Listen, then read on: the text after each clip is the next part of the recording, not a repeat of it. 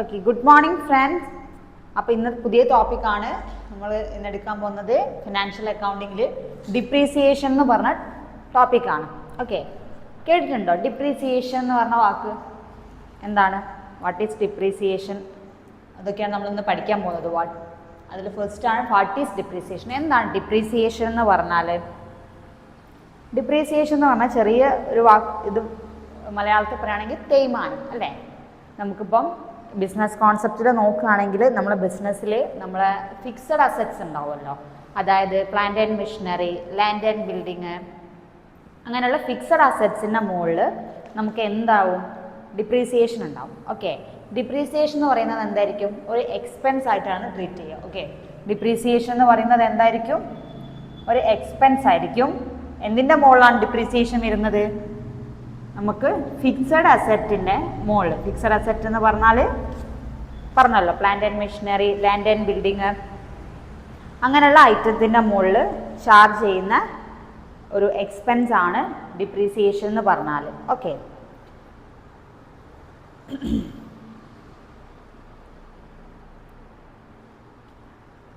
ഇപ്പോൾ ഡിപ്രീസിയേഷൻ എന്താണെന്ന് മനസ്സിലായല്ലോ. പിന്നെ ഡിപ്രീസിയേഷൻ എന്ന് പറഞ്ഞാൽ, ഡിപ്രീസിയേഷൻ ഇപ്പോൾ എന്തിൻ്റെ മുകളിലാണ് വരിക എന്നാണ് ഞാൻ പറഞ്ഞത്. ഫിക്സഡ് അസറ്റിൻ്റെ മുകളിലായിരിക്കും. ഡിപ്രീസിയേഷൻ എന്ന് പറഞ്ഞാൽ എക്സ്പെൻസ് ആയിരിക്കും. ശരിക്കും ആക്ച്വലി ഡിപ്രീസിയേഷൻ എന്ന് പറഞ്ഞാൽ എന്താണ്? അതായത് നമ്മുടെ ഫിക്സഡ് അസറ്റിൻ്റെ മുകളിൽ എന്താണ്? Reducing the value of fixed asset, അല്ലെങ്കിൽ decreasing the value of fixed asset. അതായത് ഇപ്പം നമ്മൾ ഫിക്സഡ് അസറ്റ് ആയിട്ട് പറഞ്ഞല്ലോ, plant and machinery, land and building കാര്യങ്ങളൊക്കെ. അപ്പോൾ അതിൻ്റെയൊക്കെ വാല്യൂ റെഡ്യൂസ് ചെയ്യുന്നതിനെയാണ് നമ്മൾ ഡിപ്രീസിയേഷൻ എന്ന് പറയുക അല്ലേ. നമ്മളിപ്പോൾ ഒരു മെഷീനറി വാങ്ങി, എക്സാമ്പിൾ, അല്ലെങ്കിൽ നിങ്ങളിപ്പോൾ ഒരു വണ്ടി എടുക്കും. ഒരു വണ്ടി ഇന്ന് വാങ്ങണ വണ്ടിക്ക് ഇപ്പോൾ നമ്മളൊരു 1 lakh റുപ്പീസിന് നമ്മളൊരു 1 lakhന് നിങ്ങളൊരു ബൈക്ക് വാങ്ങിയെന്ന് കരുതുക. അപ്പോൾ ഈ ബൈക്ക് 1 lakh ഒരു 5 വർഷം കഴിഞ്ഞ് നിങ്ങൾ വീണ്ടും അത് സെയിൽ ചെയ്യുന്ന സമയത്ത് നിങ്ങൾക്കിപ്പോൾ വാങ്ങിയ ഈ 1 lakh എമൗണ്ട് തന്നെ നിങ്ങൾക്ക് അതിൻ്റെ മുകളിൽ കിട്ടുമോ? ഇല്ലല്ലോ. നിങ്ങളതിൻ്റെ യൂസേജ് ഓഫ് പ്രൊഡക്ഷൻ, നിങ്ങൾ എങ്ങനെ യൂസ് ചെയ്തു, യൂസേജ്, നിങ്ങൾ അതിൻ്റെ കാലപ്പഴക്കവും അതിൻ്റെ ഉപയോഗിച്ച പീരീഡും ഒക്കെ കൺസിഡർ ചെയ്തിട്ട് നിങ്ങൾ വീണ്ടും ഒരു 5 വർഷം കഴിഞ്ഞ് സെയിൽ ചെയ്യുന്ന സമയത്ത് നിങ്ങൾക്ക് എന്ത് ചെയ്യും? ഈ വാങ്ങിയ എമൗണ്ടിലായിരിക്കുമല്ലോ നിങ്ങൾക്ക് ആ വണ്ടി നിങ്ങൾ സെയിൽ ചെയ്യുക. അതിനേക്കാളും കുറച്ച് നിങ്ങൾക്കൊരു 20,000 രൂപയ്ക്കോ 25,000 രൂപയ്ക്കോ സംതിങ് ആയിരിക്കും നമ്മളത് വീണ്ടും സെയിൽ ചെയ്യുക. അപ്പം നിങ്ങൾക്ക് എന്ത് പറ്റും? ഇവിടെ ഒരു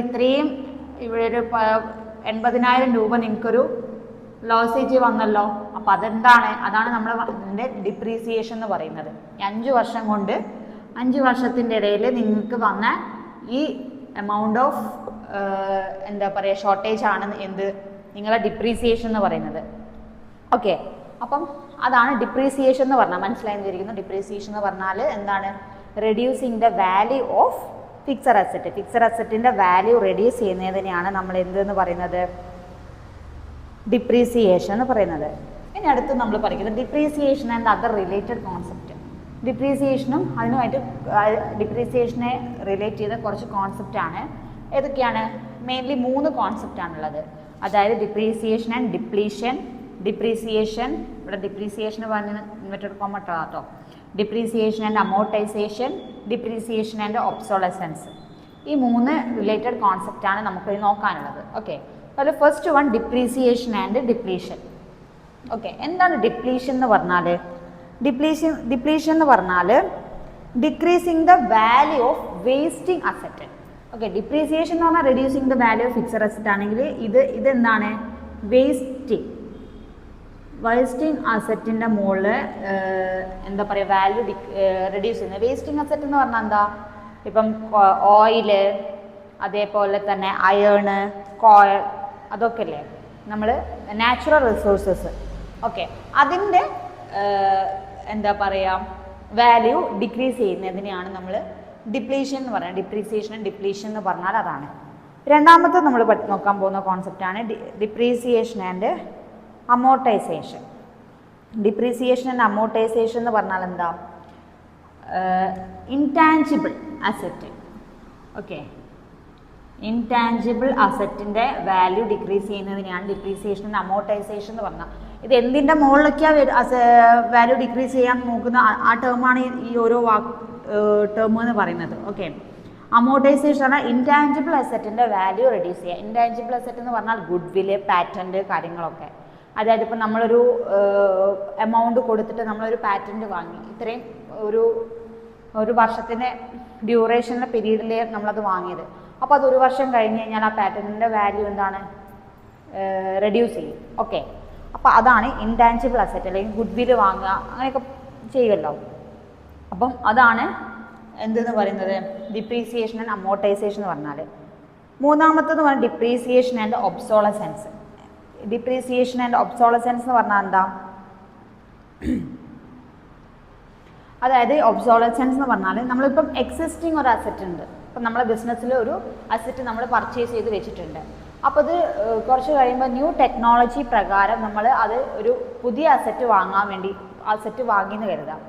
ഓക്കെ, അപ്പോൾ അതിൽ എന്താണ് ഈ എക്സിസ്റ്റിംഗ് അസറ്റും ഈ പുതിയ അസറ്റും വാങ്ങാൻ വരുന്ന ഒരു ഡിഫറൻസ് ഉണ്ടായിരിക്കുമല്ലോ, അതിനാണ് ഡിപ്രീസിയേഷൻ ആൻഡ് ഒബ്സോളസെൻസ് പറഞ്ഞാൽ. അതായത് ഒരു എക്സാമ്പിൾ പറയുകയാണെങ്കിൽ നമ്മളിപ്പോൾ ഒരു പ്രിൻ്റർ വാങ്ങിയെന്ന് കരുതാം, ബിസിനസ്സിലേക്ക് വേണ്ടിയിട്ട് ഒരു പ്രിൻ്റർ വാങ്ങി. ഓക്കെ, അപ്പോൾ കുറച്ച് കഴിയുമ്പോൾ പുതിയ ടെക്നോളജി പ്രകാരം പുതിയ മോഡൽ പ്രിൻ്റർ വരുന്ന സമയത്ത് നമ്മൾ എന്ത് ചെയ്യും, അത് പർച്ചേസ് ചെയ്യും. ഓക്കെ, അപ്പം ഈ നിലവിലുള്ള നമ്മൾ വാങ്ങിയ ഈ പ്രിൻ്ററിൻ്റെതും ആ പുതിയ വാങ്ങുന്ന പ്രിൻ്ററിൻ്റെയും തമ്മിലുള്ളൊരു എമൗണ്ടിലെ ഡിഫറൻസ് വരുമല്ലോ, അതിനെയാണ് നമ്മൾ ഡിപ്രീസിയേഷൻ ആൻഡ് ഒബ്സോളസെൻസ് എന്ന് പറയുന്നത്. അപ്പം ഈ 3 റിലേറ്റഡ് കോൺസെപ്റ്റാണ് ഡിപ്രീസിയേഷനിലുള്ളത്. ഓക്കെ, ഞാനൊന്ന് ഫസ്റ്റ് വായിച്ചിട്ട് ഡിപ്ലീഷൻ എന്ന് പറഞ്ഞാൽ the term depletion is used in respect of the extraction of natural resources from wasting assets such as quarries, mines, etc. and refers to the reduction in the available quantity of material. അതായത് ഇപ്പോൾ ഞാൻ പറഞ്ഞതുപോലെ തന്നെ നമ്മൾ wasting അസറ്റിൻ്റെ എന്താ പറയുക value decrease ആവുന്നതിനെയാണ്, അല്ലെങ്കിൽ natural റിസോഴ്സസിൻ്റെ value decrease ആവുന്നതിനെയാണ് നമ്മൾ ഡിപ്രീസിയേഷൻ ആൻഡ് ഡിപ്ലീഷൻ എന്ന് പറയുന്നത്. It is a wider term and refers to reduction in the value of all kinds of fixed assets arising from their wear and tear. രണ്ടാമത്തത് depreciation amortisation.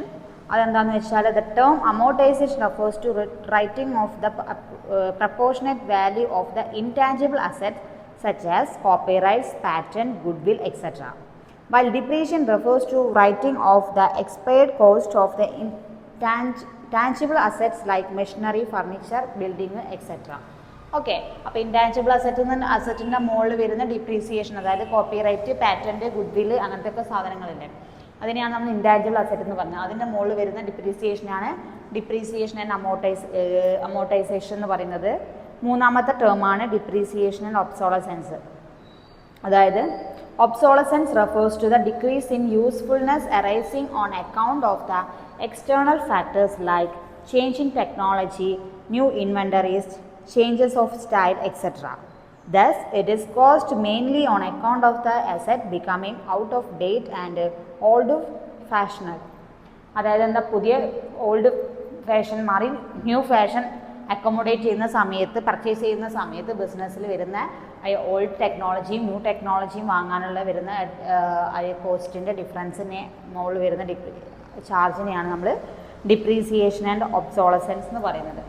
Okay, അപ്പോൾ പഠിച്ചല്ലോ what is depreciation നമ്മൾ നോക്കി, depreciation and other related concept നോക്കി.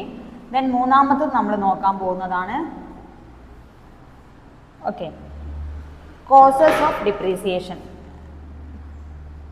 മൂന്നാമത്തെ പോയിൻ്റാണ് causes of depreciation.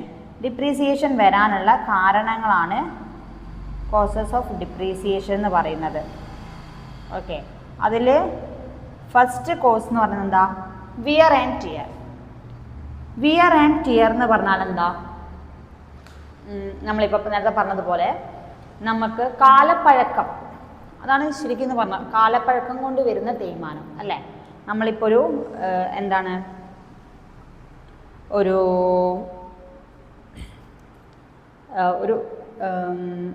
Machinery വാങ്ങിന്ന് കരുതാം ബിസിനസ്സിലേക്ക്. അപ്പോൾ ആ മെഷീനറി നമ്മൾ യൂസ് ചെയ്ത് അതിന് വരുന്ന അതിൻ്റെ യൂസേജിലൊക്കെ കുറേ തേയ്മാനങ്ങൾ സംഭവിക്കാം.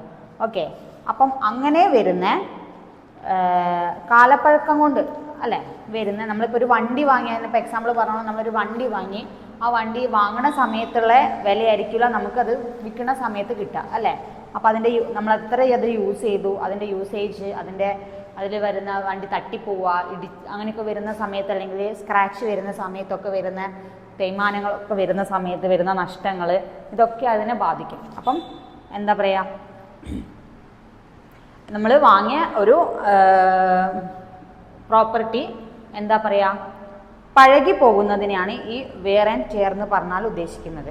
അതിൻ്റെ വരുന്ന കാലപ്പഴക്കമാണ് വെയർ ആൻഡ് ടിയർ. അതായത് wearing out of the asset of an account of its constant use is called wearing and tear. അതായത് ഒരു വസ്തു, ഒരു മെഷീനറിയോ അല്ലെങ്കിൽ എന്തെങ്കിലും ഒരു അസെറ്റ് വാങ്ങി അത് നമ്മൾ എന്താ പറയുക, നമ്മൾ അതിന് കോൺസ്റ്റൻ്റ് ആയിട്ട് യൂസ് ചെയ്യുന്ന സമയത്ത് അതിന് വരുന്ന ഒരു അതിന് വരുന്നൊരു തേയ്മാനം അല്ലെങ്കിൽ നഷ്ടത്തിനെയാണ് നമ്മൾ വെയറിങ് ആൻഡ് ടിയർ എന്ന് പറയുന്നത്. This cos is defined reduction in the value of the asset is regarded as the major source of depreciation.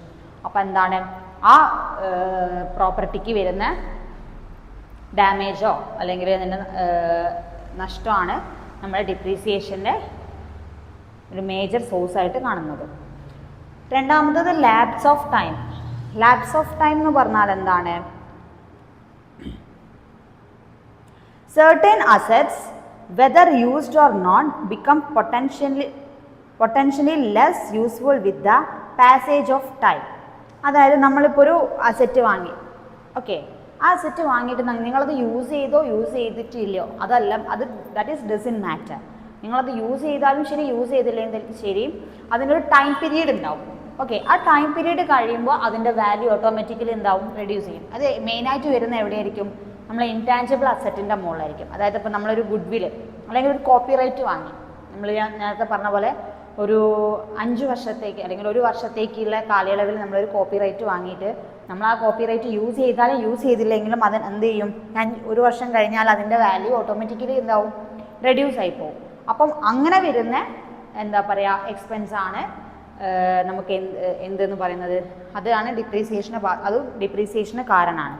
അപ്പം രണ്ടാമത്തെ പോയിന്റ് ലാപ്സ് ഓഫ് ടൈം. നിങ്ങൾ ഒരു അസെറ്റ് വാങ്ങിയിട്ട് അത് യൂസ് ചെയ്താലും യൂസ് ചെയ്തില്ലെങ്കിലും അതിൻ്റെ ടൈം പീരീഡിൻ്റെ ഉള്ളിൽ അതിൻ്റെ യൂസേജ് തീരുന്നുണ്ടെങ്കിൽ അതിന് വരുന്ന എന്താ പറയുക എക്സ്പെൻസിനെയാണ് നമ്മൾ ഡിപ്രീസിയേഷൻ എന്ന് പറയുന്നത്. അതായത് normally the passage of time, നമ്മൾ ടൈം പീരീഡ് കഴിഞ്ഞു പോകും. Passage of time also causes some reduction in the value of fixed assets because as they become old their value stands reduced. This is why the depreciation is usually charged on the time basis. Okay, അപ്പോൾ ഇതിലെങ്ങനെയാണ് depreciation charge ചെയ്യുക, time ബേസിലായിരിക്കും. ആ ടൈമിനാണ് നിങ്ങളത് use ചെയ്തിട്ടുണ്ടോ, അതിൻ്റെ usage of ടൈമോ കാര്യങ്ങളോ അല്ല, നിങ്ങൾ purchase ചെയ്ത ടൈം, അതിന് ഒരു കാലയളവ് ഉണ്ടാവും, പീരീഡ് ഓഫ് ടൈം ഉണ്ടാവും. ആ പീരീഡ് ഓഫ് ടൈം അത് കഴിയുമ്പോൾ ഓട്ടോമാറ്റിക്കലി അതിന് ഡിപ്രീസിയേഷൻ ചാർജ് ആവും. മൂന്നാമത്തത് എന്താ, ഒബ്സോളസെൻസ്. ഒബ്സോളസെൻസ് എന്ന് പറഞ്ഞാൽ നമ്മൾ നേരത്തെ പറഞ്ഞതുപോലെ തന്നെ അതിൻ്റെ എന്താണ്, പുതിയ ടെക്നോളജി വരുമ്പോൾ നമ്മൾ പർച്ചേസ് ചെയ്ത ഐറ്റം നമ്മൾ എക്സ്ചേഞ്ച് ചെയ്യും. നമ്മൾ എക്സിസ്റ്റിംഗ് അസെറ്റ് മാറ്റിയിട്ട് ന്യൂ ടെക്നോളജി പ്രകാരം പുതിയ അസെറ്റ് പർച്ചേസ് ചെയ്യുന്ന സമയത്ത് അത് എക്സിസ്റ്റിംഗ് അസെറ്റും ന്യൂ അസെറ്റും തമ്മിൽ പർച്ചേസ് ചെയ്യുന്നതിൽ ഡിഫറൻസ് വരുന്ന ആ ഡിഫറൻസിൻ്റെ മുകളിൽ ചാർജ് ചെയ്യുന്നതിനെയാണ് ഡിപ്രീസിയേഷൻ എന്ന് പറയുന്നത്. അത് മൂന്നാമത്തെ കോസാണ്, അതായത് ടെക്നോളജി മാറുന്നതിനനുസരിച്ച് വരുന്നത്. നാലാമത്തെ പോയിന്റ് ഡിപ്ലീഷൻ. ഡിപ്ലീഷൻ എന്ന് പറഞ്ഞാൽ എന്തായിരുന്നു, നമ്മൾ പറഞ്ഞല്ലോ വേസ്റ്റിംഗ് അസെറ്റ്, അതായത് നാച്ചുറൽ റിസോഴ്സസ്, കോയില്, ഓയില്, അയണ്, അങ്ങനത്തെ നാച്ചുറൽ റിസോഴ്സസിൻ്റെ മേലെ വരുന്ന അതിൻ്റെ യൂസേജിൻ്റെ മുകളിൽ വരുന്ന ചാർജിനെയാണ് നമ്മൾ ഡിപ്രീസിയേഷൻ എന്ന് പറയുന്നത്. അപ്പം ഈ മെയിനായിട്ട് 4 കോഴ്സസാണ് ഡിപ്രീസിയേഷൻ ഉണ്ടാവുക.